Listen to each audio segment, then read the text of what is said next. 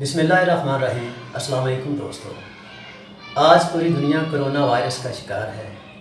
ہر ملک اس سے چھٹکارا حاصل کرنے کے لیے اپنے اپنے طور پر کوشاں ہے، لیکن ابھی تک جو پوری دنیا ہے وہ اس مصیبت سے چھٹکارا حاصل کرنے میں ناکام ہے۔ اس وقت مارکیٹ کے اندر بہت ساری میڈیسنز، ویکسینز اویلیبل ہیں، اور مختلف ممالک کا سفر کرنے کے لیے ان ویکسینز کا لگوانا ضروری قرار دیا جا چکا ہے۔ آپ اگر چائنا اور رشیا میں جانا چاہتے ہیں تو آپ کو چائنا بیس جو ویکسین ہے وہ لگوانا پڑتی ہے۔ اس طرح سے یورپ اور امریکہ میں اگر آپ جانا چاہتے ہیں تو فائزر یا یو کے بیس جو ویکسین ہے اس کو لگوانا ضروری قرار دیا گیا ہے۔ اب یہ ساری صورتحال کے اندر عام انسان جو ہے وہ کیا کرے، کہاں جائے؟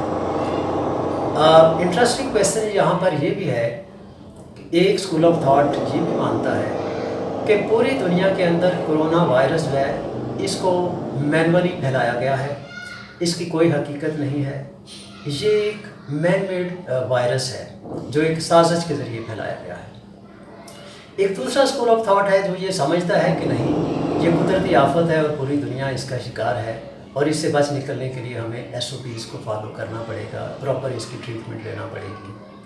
میں چند حقائق آپ کے سامنے رکھنا چاہتا ہوں۔ بینگ اسٹوڈنٹ آف لا، ہم نے جو مختلف کیسز کا مطالعہ کرتے رہتے ہیں، تو ریسنٹلی کینیڈا کے اندر ایک کیس ہائی کورٹ کے اندر گزرا، میں وہ آپ سے شیئر کرنا چاہتا ہوں۔ کینیڈا کا ایک صوبہ ہے البرٹا، وہاں کے شہر وینکووا کے اندر ایک شخص کو SOPs کی خلاف ورزی کرنے پر 1200 کینیڈین ڈالر کی ٹکٹ دی گئی، یعنی اس کو فائن کیا گیا۔ اس شہری نے وہ فائن پے کرنے سے انکار کر دیا اور اس نے ایک ریٹ پٹیشن وہاں کی ہائی کورٹ کے اندر دائر کی۔ اس نے موقف یہ اختیار کیا کہ کرونا نامی وائرس کا وجود سرے سے ہے ہی نہیں، اور یہ محض لوگوں کی آزادی کو سلب کرنے کے لیے، لوگوں کو ہراسمنٹ کے لیے اس کو استعمال کیا جا رہا ہے۔ ہائی کورٹ نے اس صوبے کی وزارت صحت کے مختلف ذمہ داران کو اور صوبائی وزیر صحت کو نوٹسز جاری کیے اور ان کو طلب کر دیا۔ عدالت کے اندر جب بحث ہوئی تو عدالت نے صوبائی حکومت کے سامنے یہ نقطہ اٹھایا کہ آپ کوئی ایسا ثبوت پیش کریں جس سے یہ پتہ چلے کہ کرونا نامی وائرس موجود ہے یا اس کا کوئی وجود ہے۔ آپ حیران ہوں گے کہ وہاں کی صوبائی حکومت اس حوالے سے کوئی تسلی بخش جواب عدالت کے سامنے پیش نہ کر سکے، لہٰذا ہائی کورٹ نے اس شخص کا وہ جو 1200 ڈالر کا جرمانہ تھا اس کو کینسل کر دیا، اور حکومت کو یہ تاکید کی کہ وہ کرونا وائرس کا نام استعمال نہیں کرے گی، بلکہ آپ زیادہ سے زیادہ وائرس کا لفظ استعمال کر سکتے ہیں، اس سے زیادہ نہیں۔ اب اس فیصلے کے خلاف وہاں کی جو فیڈرل گورنمنٹ ہے وہ کینیڈا کی سپریم کورٹ میں ایک اپیل دائر کرنے جا رہی ہے۔ آخری خبریں آنے تک ابھی اپیل دائر نہیں ہوئی تھی۔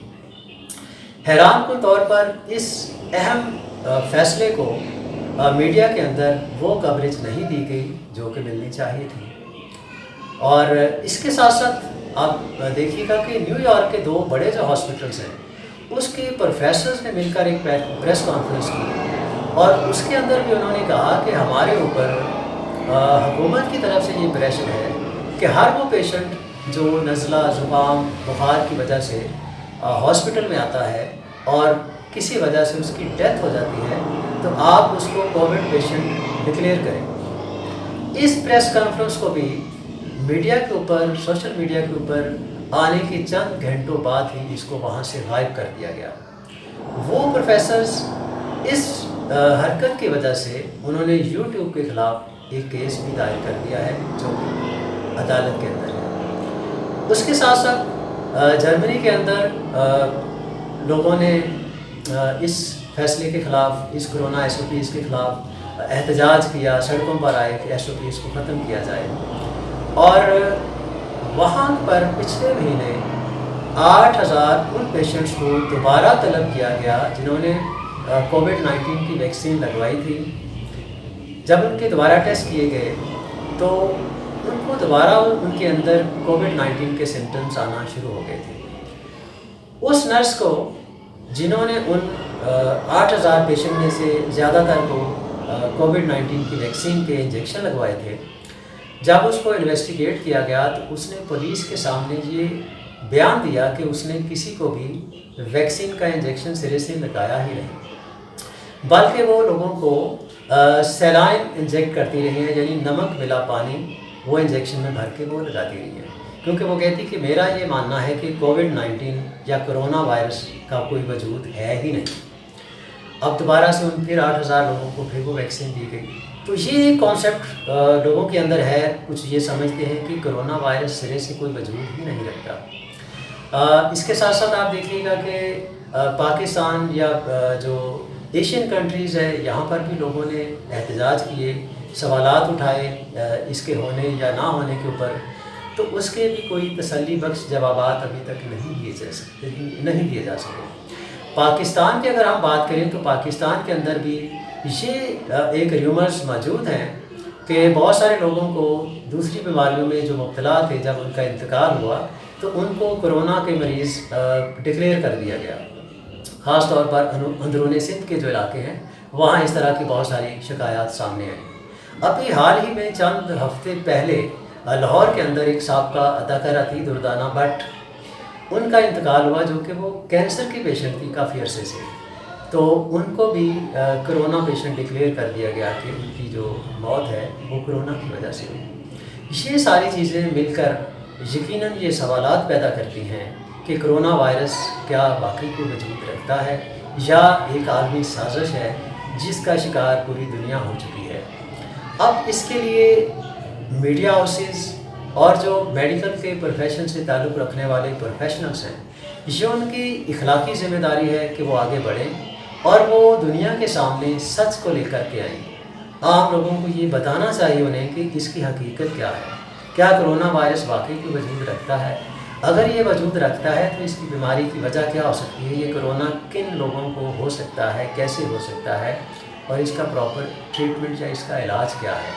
लेकिन अनफॉर्चुनेटली अभी तक सारी की सारी जो रिसर्च है वो हवा में है। आप SOPs इसके अगर देखें तो वो भी आपके सामने हैं कि वो भी एक तरह से एक एस्टिमेटेड किस्म की चीज़ें हैं कि आप इन चीज़ों को करेंगे तो आप इस वायरस से बच सकते हैं। सो ज़रूरत इस बात की है कि पूरी दुनिया जो इस वक्त इस मुसीबत में मुब्तला है उनको निकालने के लिए इक़दाम करने चाहिए। कनाडा के सूबे की जो हाई कोर्ट है उसका फ़ैसला मैंने आपके सामने रखा, किस तरह से मीडिया से उसको गायब कर दिया गया ये आपके सामने मैंने रखा। न्यूयॉर्क के प्रोफेसर्स की प्रेस कॉन्फ्रेंस आपको मैंने बताई और बहुत सारी जगहों पे जो डॉक्टर्स ने जर्मनी के अंदर प्रेस कॉन्फ्रेंस की, लेकिन उनको सोशल मीडिया के अंदर, प्रिंट मीडिया के अंदर, इलेक्ट्रॉनिक मीडिया के ऊपर उनको वो कवरेज नहीं दी गई जो मिलनी चाहिए थी। ये सारी चीज़ें मिलकर सवालात बहरहाल उठाती हैं।